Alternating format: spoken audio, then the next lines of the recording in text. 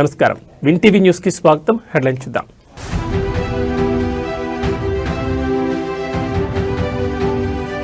నేడు మంత్రులతో సీఎం రేవంత్ కీలక సమావేశం. పంచాయతీ ఫలితాలపై నియోజకవర్గాల వారీగా సమీక్ష.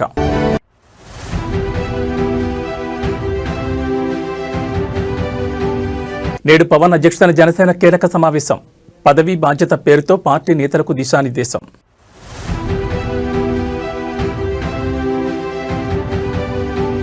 ఫోన్ ట్యాపింగ్ కేసులో కీలక పరిణామం. మాజీ సీఎస్, మాజీ ఇంటెలిజెన్స్ చీఫ్లకు సిట్ నోటీసులు.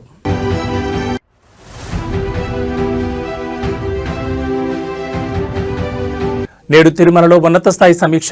ముక్కోటి ఏకాదశి వైకుంఠ ద్వార దర్శనాలపై సమీక్షించనున్న మంత్రులు.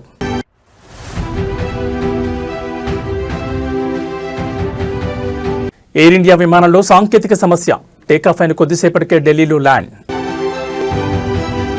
ఇక డీటెయిల్స్ చూస్తే సీఎం రేవంత్ రెడ్డి మంత్రులతో ఇవాళ సమావేశం నిర్వహించనున్నారు. ఇంటిగ్రేటెడ్ పోలీస్ కమాండ్ కంట్రోల్ సెంటర్లో ఈ కీలక భేటీ జరగనుంది. పంచాయతీ ఎన్నికల ఫలితాలు, కాంగ్రెస్ బలపరిచిన అభ్యర్థులు గెలుచుకున్న స్థానాలపై చర్చ జరగనుంది. సర్పంచ్ ఎన్నికల ఫలితాలపై విశ్లేషించనున్నారు. మంత్రుల నియోజకవర్గాలు, వారి ఇన్ఛార్జీలుగా ఉన్న జిల్లాల్లో కాంగ్రెస్ సర్పంచ్ ఎన్నికల ఫలితాలను విశ్లేషించనున్నారు. ఆయా గ్రామాలు, మండలాలు, నియోజకవర్గాల వారి ఫలితాలు, గణాంకాలతో సహా చర్చించనున్నారు. ఇతర పార్టీలు బలపరిచిన అభ్యర్థుల ఫలితాలపై విశ్లేషణ ఉండే అవకాశం ఉంది. పంచాయతీ ఎన్నికల ఫలితాలు జోష్లో ఉన్న కాంగ్రెస్ పార్టీ ఎంపీటీసీ, జడ్పీటీసీ ఎన్నికలకు వెళ్లాలని భావిస్తున్నట్టు తెలుస్తోంది. సొసైటీ ఎన్నికలను సైతం నిర్వహించాలని భావించడంతో తాజాగా సొసైటీల ప్రస్తుత పాలక వర్గాలను రద్దు చేసి జిల్లాల కలెక్టర్లను ప్రత్యేక అధికారులుగా నియమించారు. ఈ భేటీ ఎజెండాలో ఇటీవల ప్రభుత్వం ప్రతిష్టాత్మకంగా నిర్వహించిన గ్లోబల్ సమిట్ అంశం సైతం ఉండనుందని తెలుస్తోంది. ఐఏఎస్, ఐపీఎస్ అధికారుల బదిలీలకు ప్రభుత్వం మళ్లీ రంగం సిద్ధం చేసిందని భావిస్తున్న తరుణంలో పనితీరు బదిలీలుంటాయని, దీనిపై నిర్ణయం తీసుకుంటారని తెలుస్తోంది. రాష్ట్ర స్థాయి నుంచి జిల్లా స్థాయి వరకు బదిలీల జాబితాలు చేర్చనున్నట్లు సమాచారం. మంత్రుల పనితీరుపై సీఎం రేవంత్ రెడ్డి అధిష్టానానికి నివేదిక సమర్పించిన నేపథ్యంలో ఆ నివేదిక కాపీలను ఒక్కో మంత్రికి విడిగా ఇచ్చే అవకాశం ఉంది. కొందరు మంత్రులు తమ పరిధిలోని శాఖల్లో ఆశించిన స్థాయిలో పనిచేయడం లేదని విమర్శలతో పాటు మరికొందరు జిల్లాలో గ్రూప్ తగాదాలను ఎంకరేజ్ చేస్తున్నట్లు ఆరోపణలున్నాయి. ఈ మీటింగ్లో సీఎం రేవంత్ రెడ్డి కొందరు మంత్రులను సున్నితంగా హెచ్చరించే అవకాశం ఉందని సమాచారం.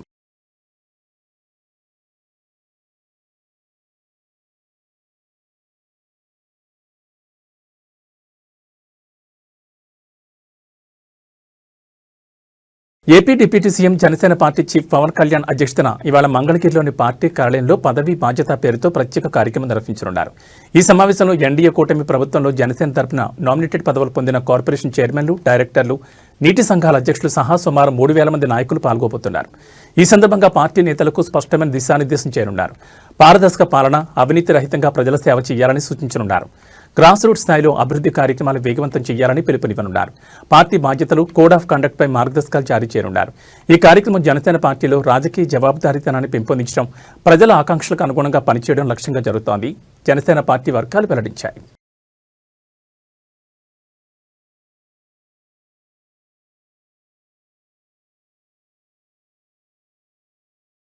తెలంగాణ రాష్ట్ర వ్యాప్తంగా సంచలనంగా మారిన ఫోన్ ట్యాపింగ్ కేసులో కీలక పరిణామం చోటు చేసుకుంది. విచారణను వేగవంతం చేసిన సిట్ అధికారులు మరో కీలక నిర్ణయం తీసుకున్నారు.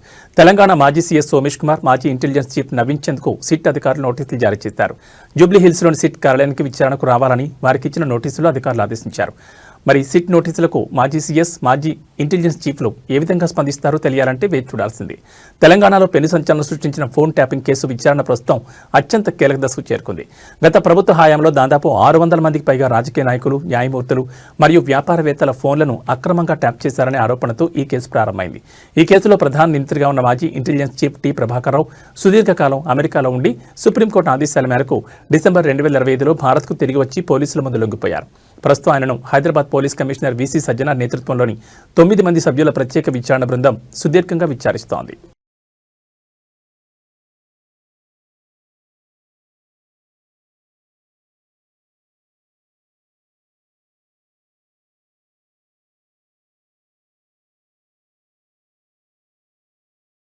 తెలంగాణ రాష్ట్ర జలవనరులు, పౌర సరఫరాల శాఖ మంత్రి ఉత్తమ్ కుమార్ రెడ్డి ఇవాళ హస్తినకు వెళ్లనున్నారు. రాష్ట్రంలోని పలు కీలక నీటిపారుదల ప్రాజెక్టులకు పర్యావరణ అనుమతులు మంజూరు చేయాలంటూ కేంద్ర పర్యావరణ, అటవీ, వాతావరణ మార్పుల మంత్రి భూపేంద్ర యాదవ్ను కలవనున్నారు.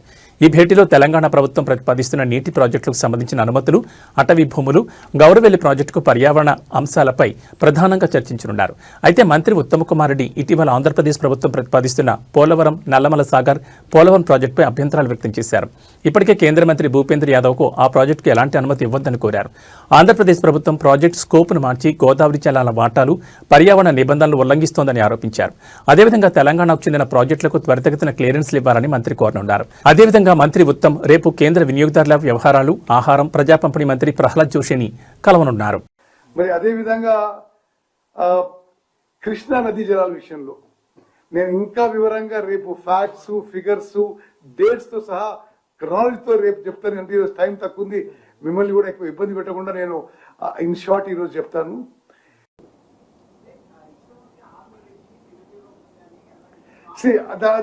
దాని విషయం వద్దు, ఆ విషయం వద్దు, ఓన్లీ ఇరిగేషన్.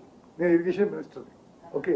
తిరుమలలో కొలువుదీరిన కలియుగ దైవం శ్రీ వెంకటేశ్వర స్వామి వైకుంఠ ద్వార దర్శనాలకు సంబంధించి ఈ రోజు తిరుమలలో ఉన్నత స్థాయి సమీక్ష సమావేశం జరగనుంది. ఈ సమావేశానికి రాష్ట్ర హోంశాఖ మంత్రి వంగలపూడి అనిత, దేవాదాయ శాఖ మంత్రి ఆనం రామనారాయణ రెడ్డి హాజరు కానున్నారు. టీటీడీ ఉన్నతాధికారులు, జిల్లా యంత్రాంగంతో కలిసి వైకుంఠ ద్వార దర్శనాల ఏర్పాట్లపై మంత్రులు సమీక్షించనున్నారు. డిసెంబర్ 30 నుంచి జనవరి 8 వరకు మొత్తం 10 రోజుల పాటు శ్రీవారి ఆలయంలో వైకుంఠ ద్వార దర్శనాలు నిర్వహించేందుకు టీటీడీ ప్రత్యేక ఏర్పాట్లు చేస్తోంది. ఇప్పటికే తొలి 3 రోజుల వైకుంఠ ద్వార దర్శనాలకు ఈ డిప్ ద్వారా టోకెన్లు కేటాయించింది. సామాన్య భక్తులకు పెద్దపీట వేస్తూ మొత్తం 164 గంటల పాటు వైకుంఠ ద్వార దర్శనాలు కల్పించాలని టీటీడీ నిర్ణయించింది. మిగిలిన 7 రోజుల పాటు ఎలాంటి టోకెన్లు లేకుండానే భక్తులకు వైకుంఠ ద్వార దర్శనాలు కల్పించేందుకు టీటీడీ ఏర్పాట్లు చేస్తోంది. ఈ నేపథ్యంలో తిరుమలకు భారీగా తరలివచ్చే భక్తులకు వసతి, అన్నప్రసాద వితరణ, త్రాగునీరు, పారిశుద్ధ్యం వంటి సదుపాయాలపై ప్రత్యేక దృష్టి సారించింది. గత ఏడాది ముక్కోటి ఏకాదశి సందర్భంగా టోకెన్ల కోసం ఏర్పడిన తొక్కిసలాట్లో పలువురు భక్తులు ప్రాణాలు కోల్పోయిన ఘటనను దృష్టిలో ఉంచుకుని ఈసారి ఎలాంటి అవాంఛనీయ ఘటనలు జరగకుండా ప్రభుత్వం, టీటీడీ పకడ్బందీ చర్యలు చేపడుతున్నాయి. భక్తులకు ఎలాంటి అసౌకర్యం కలగకుండా భద్రతా ఏర్పాట్లపై కూడా సమీక్షలో కీలక నిర్ణయాలు తీసుకునే అవకాశం ఉంది.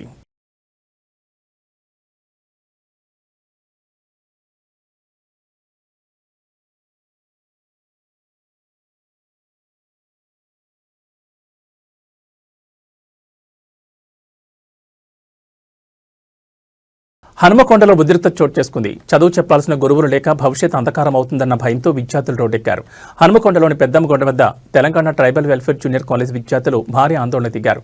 ఏడాది కాలంగా క్లాసులు జరగడం లేదని, లెక్చరర్లు లేక తాము తీవ్రంగా నష్టపోతున్నామని విద్యార్థులు ఆవేదన వ్యక్తం చేస్తున్నారు. పెద్దమ్మగడ్డ వద్ద రోడ్డుపై బైఠాయించి నిరసన తెలపడంతో వాహనాలు రాకపోకలు పూర్తిగా నిలిచిపోయాయి. అధికారులు స్పందించి ఫ్యాకల్టీని నియమించే వరకు కదిలే తెలియదని విద్యార్థులు భీష్మించి కూర్చున్నారు.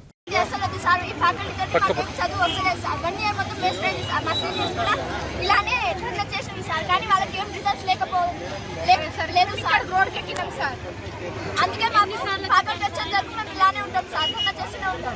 అంటే ఎందుకు ఏ సబ్జెక్ట్స్ చెప్పట్లేదు అసలు? ఫిజిక్స్, కెమిస్ట్రీ ఏం బాలేదు సార్. మా తల్లిదండ్రులు మా మీద హోప్స్ ఎన్నో పెట్టుకున్నారు సార్, మేము డాక్టర్ అవుతాం, ఐఐటీ తెచ్చుకుంటామని. వాళ్ళ హోప్స్ అన్ని సర్వనాశనం అయ్యేటట్టుంది సార్. మేము ఇక్కడ ఉంటే మాకు ఫ్యాకల్టీ కావాలి. అది ఎన్ని రోజుల నుండి ఇష్యూ నడుస్తుంది? స్టార్టింగ్ నుంచి చెప్తూనే ఉన్నాం సార్, కానీ ఇప్పటి వరకు రిజల్ట్స్ రాలేదు సార్. కాబట్టి మేము ఈ ధర్నాకు ఎవరైనా అధికారులకు చెప్పారా మీరు? చెప్పాను సార్, ఆర్సీఓ సార్ చెప్పకుండా మేడం వాళ్ళు ఫ్యాకల్టీ గురించి ఏం చెప్పకుండా చిన్న ఫామ్ అడిగితే కూడా చెప్పారు సార్. మాకు మ్యాథ్స్ ఏం కాదు, ఫిజిక్స్, కెమిస్ట్రీ ఏం రాస్తారు, ఇంక్లూడింగ్ లాంగ్వేజెస్ కూడా మాకు ఏం రాస్తారు. అసలు ఎన్ని రోజుల నుండి ప్రాబ్లం ఉంటుంది? 1 ఇయర్ నుంచి సార్. 1 ఇయర్ నుంచి చెప్తూనే ఉన్నాం ప్రిన్సిపల్ కి, అయినా చెప్పలే, అయినా తెలియలే. మొన్న మేము సజెషన్స్ రాసినాం సార్. ఆ సజెషన్స్ మేడంకి ఈ రోజు వరకు పేపర్లే విప్పలేదు సార్. మీ పేరు? మీ పేరు? అక్షిత. వీకెండ్ అనగా ఈ రోజే అన్ని చెప్పేస్తున్నాం. మాకు మొత్తం దిశ పీవైకి ఉన్నాయి. ఆ దిశ పీవైకి ఆన్సర్స్ మొత్తం బట్టి పట్టేస్తున్నాం. అందులో రేపు వచ్చే వీకెండ్ లో మొత్తం అవే పెట్టేస్తున్నాం సార్. ఆన్సర్స్ మాకు ఓన్గా చేయడం టాలెంట్ లేదు సార్. ఒక్క ఫామ్ అడిగితే ఒక్కరు కూడా రావు. పోయినసారి ఫ్యాకల్టీ చేంజ్ అయినప్పటి నుంచి 5 ఐఐటి సీట్స్ వచ్చినాయి సార్. ఐఐటి అయితే అంటే మాకు చిన్న ఫామ్ అడిగితే కూడా రాదు సార్. మీరు మేడం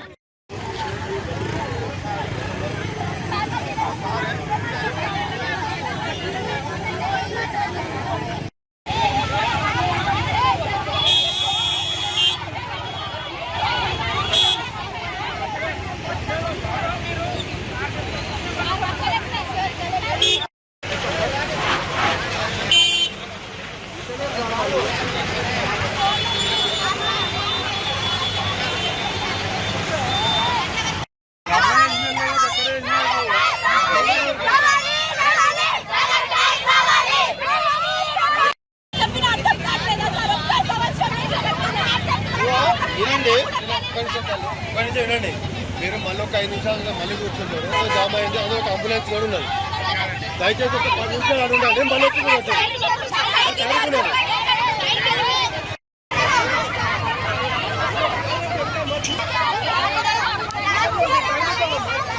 ఏలూరు జిల్లాలోని అగిరిపల్లి మండలం పోతవరపాడులో గుట్టుచప్పుడు కాకుండా సాగుతున్న భారీ పేకాట స్థావరంపై పోలీసులు ఆదివారం రాత్రి మెరుపుదాడులు నిర్వహించారు. Mango Bay Cultural and Recreation Society పేరుతో నిర్వహిస్తున్న ఈ క్లబ్లో జరుగుతున్న అక్రమ కార్యకలాపాలను రట్టు చేస్తూ పోలీసులు భారీ స్థాయిలో రికవరీ చేపట్టారు. ఈ కేసులో విచారణ వేగవంతం కావడంతో నిందితులను ఏలూరు కోర్టులో హాజరుపరచనున్నారు. మ్యాంగో బే క్లబ్ నిర్వాహకులు ఆంధ్రప్రదేశ్ హైకోర్టు ఇచ్చిన కొన్ని పాత ఉత్తర్వులను అడ్డుపెట్టుకుని పేకాట స్థావరం నడుపుతున్నట్లు తెలుస్తోంది. తాము నిర్వహిస్తోంది కేవలం రిక్రియేషన్ క్లబ్ మాత్రమేనని వారు బొక్కాయిస్తున్నారు. క్లబ్ బయట హైకోర్టు ఆర్డర్ కాపీలతో కూడిన ఫ్లెక్సీలను కూడా ఏర్పాటు చేసి పోలీసులు కళ్లు కప్పే ప్రయత్నం చేశారు. అయితే రిక్రియేషన్ పేరుతో ఇక్కడ లక్షల రూపాయల చేతులు మారుతున్నట్లు పక్కా సమాచారం అందడంతో పోలీసులు రంగంలో దిగారు. ఆదివారం జరిగిన సోదాల్లో పోలీసులు విస్తుపోయే నిజాలను వెలుగులోకి తెచ్చారు. సుమారు 32 లక్షల నగదును స్వాధీనం చేసుకున్నారు. క్లబ్లో పేకాట ఆడుతున్న 281 మందిని పోలీసులు అదుపులోకి తీసుకున్నారు. నిందితులకు చెందిన 130 కార్లు, 40కి పైగా బైకులను పోలీసులు సీజ్ చేశారు. ఈ క్లబ్ను కాట్రగడ్డ అశోక్, చేవూరు లక్ష్మణ్, అప్పారావు నడిపిస్తున్నట్లు పోలీసులు గుర్తించారు. మొత్తం క్లబ్ను 5 జోన్లుగా విభజించి దందా కొనసాగిస్తున్నట్లు అనుమానిస్తున్నారు. రోజుకు దాదాపు 20 లక్షల వరకు కలెక్షన్లు వస్తున్నట్లు పోలీసులు తమ విచారణలో గుర్తించారు. 10,000, 20,000, 30,000 రూపాయల ఎంట్రీ ఫీజులతో ఫుల్ గేమ్స్ నిర్వహించేవారని పోలీసులు చెబుతున్నారు. తెలంగాణ నుంచి కూడా భారీ సంఖ్యలో పేకాట ఆడేవారి కార్లు ఇక్కడికి వస్తున్నట్లు సమాచారం. పేకాటలో డబ్బులు పోగొట్టుకున్న వారికి నిర్వాహకులు అక్కడికక్కడ అప్పులు కూడా ఇస్తున్నట్లు పోలీసుల విచారణలో వెల్లడైంది. గత 3 నెలలుగా ఈ క్లబ్ ఎటువంటి ఆటంకం లేకుండా సాగుతోంది. ప్రధాన నిందితులు కాట్రగడ్డ అశోక్, లక్ష్మణ్, అప్పారావులపై కేసులు నమోదు చేసిన పోలీసులు నేడు వారిని కోర్టులో ప్రవేశపెడుతున్నారు.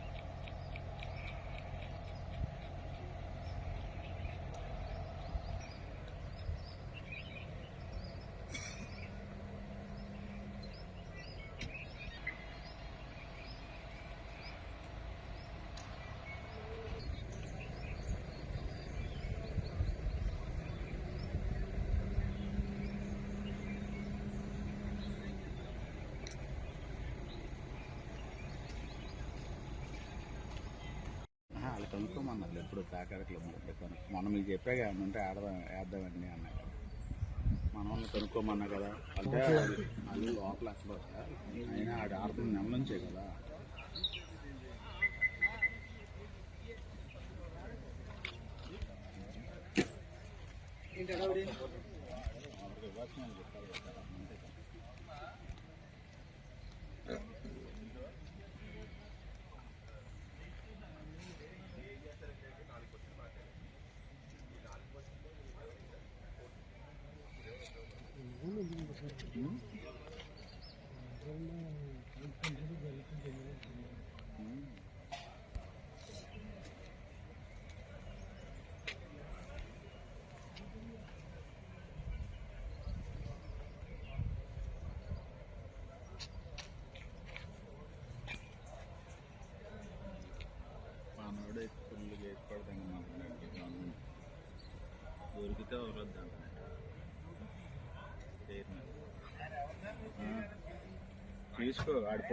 రోడ్డు ప్రమాదాలు రోజు రోజుకు పెరిగిపోతూనే ఉన్నాయి. అధిక వేగం, నిర్లక్ష్యమైన డ్రైవింగ్ కారణంగా రోడ్డు ప్రమాదాలు జరిగి అనేక మంది ప్రాణాలు కోల్పోతున్నారు.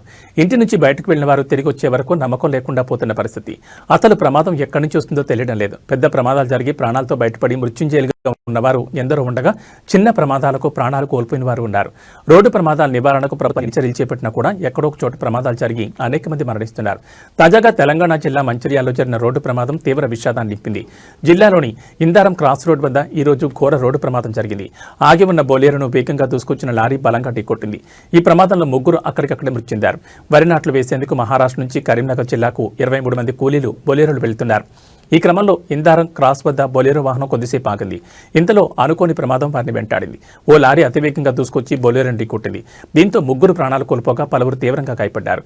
సమాచారం అందిన వెంటనే పోలీసులు అక్కడికి చేరుకుని క్షతగాత్రులను జిల్లా ఆసుపత్రికి తరలించారు. మృతి చెందిన వారిని పోస్టుమార్టం నిమిత్తం ప్రభుత్వ ఆసుపత్రికి తరలించారు.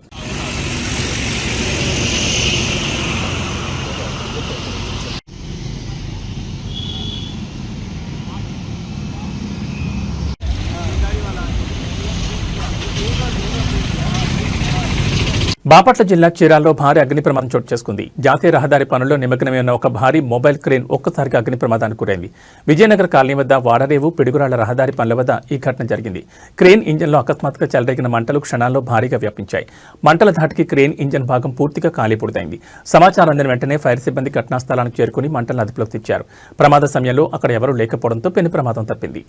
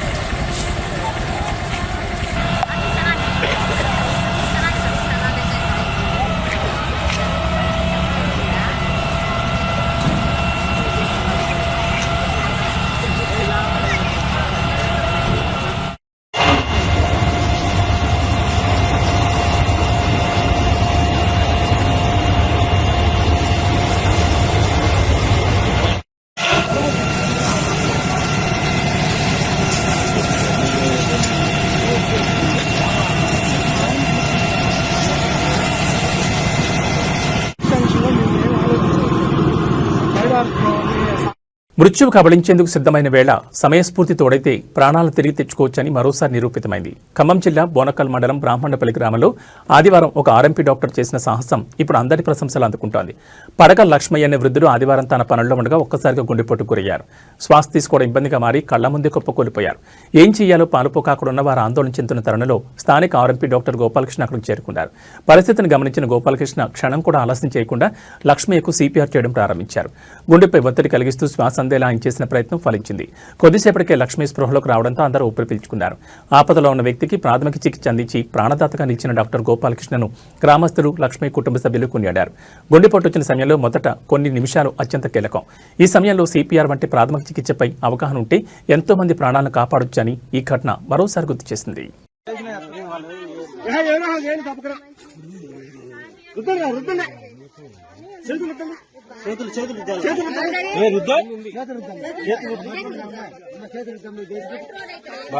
హార్ట్ అటాక్ లక్షణం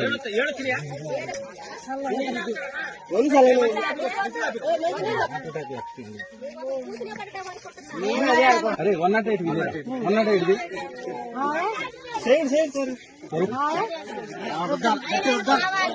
ఓకే ఓకే ఓకే మంచి మంచి పట్టుకో కాలు లేపు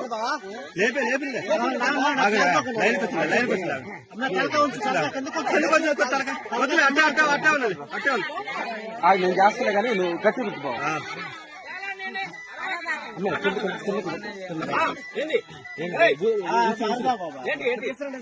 ఏమైంది?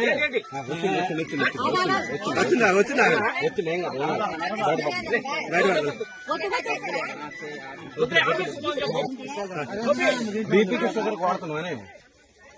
BP sugar కొడుతున్నావా?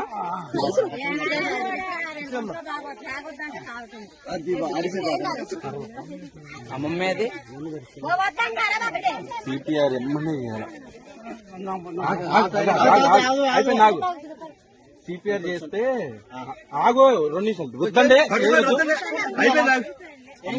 బయటపడ్డాడే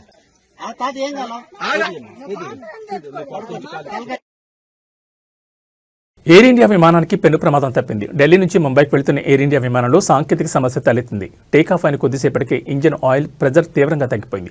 0 లెవెల్కి పడిపోయింది. వెంటనే గుర్తించిన సిబ్బంది అప్రమత్తమయ్యారు. ప్రయాణికుల భద్రతను దృష్టిలో పెట్టుకుని వెంటనే ఢిల్లీలో తిరిగి ల్యాండ్ అయిపోయింది. దీంతో పెను ప్రమాదం తప్పింది. ప్రయాణికులు సిబ్బంది అంతా క్షేమంగా ఉన్నారు. ఎవరికీ ఎలాంటి ప్రమాదం జరగకపోవడంతో అంతా ఊపిరి పీల్చుకున్నారు.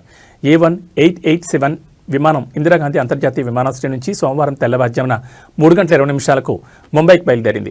అయితే విమానం గాల్లోకి ఎగరగానే పైలట్లు కుడివైపు ఇంజిన్ ఆయిల్ ప్రెజర్ పడిపోయినట్లుగా గమనించారు. వెంటనే అప్రమత్తమై విమానాన్ని కొద్దిసేపటికి ఎమర్జెన్సీ ల్యాండింగ్ చేసేశారు. ఢిల్లీ విమానాశ్రయంలో ప్రయాణికులంతా క్షేమంగా దిగేశారని, ఎవరికీ గాయాలు కాలేదని అధికారులు తెలిపారు. ఇంజిన్లో తలెత్తిన వైఫల్యం కారణంగానే ఈ సమస్య తలెత్తినట్లుగా భావిస్తున్నారు. ఇక అసౌకర్యానికి గురైన ప్రయాణికులకు ప్రత్యామ్నాయ ఏర్పాట్లు చేసినట్లు ఎయిర్లైన్స్ తెలిపింది. ఊహించని రీతిలో ఈ పరిస్థితి తలెత్తిందని పేర్కొంది. అసౌకర్యానికి హృదయపూర్వకంగా చింతిస్తున్నట్లు ఎయిర్ ఇండియా తెలిపింది. ప్రయాణికులు, సిబ్బంది భద్రతే తమకు ముఖ్యమని పేర్కొంది. అయితే దీనిపై వివరణాత్మక నివేదిక ఇవ్వాల్సిందిగా ఎయిర్ ఇండియాకు మంత్రిత్వ శాఖ ఆదేశించింది. సమగ్ర విచారణ జరపాలని డీజీసీఏకు సూచించింది. అలాగే ప్రయాణికులకు అన్ని విధాలా సహాయం అందించాలని, తదుపరి విమానాల్లో సర్దుబాటు చేయాలని తెలిపింది.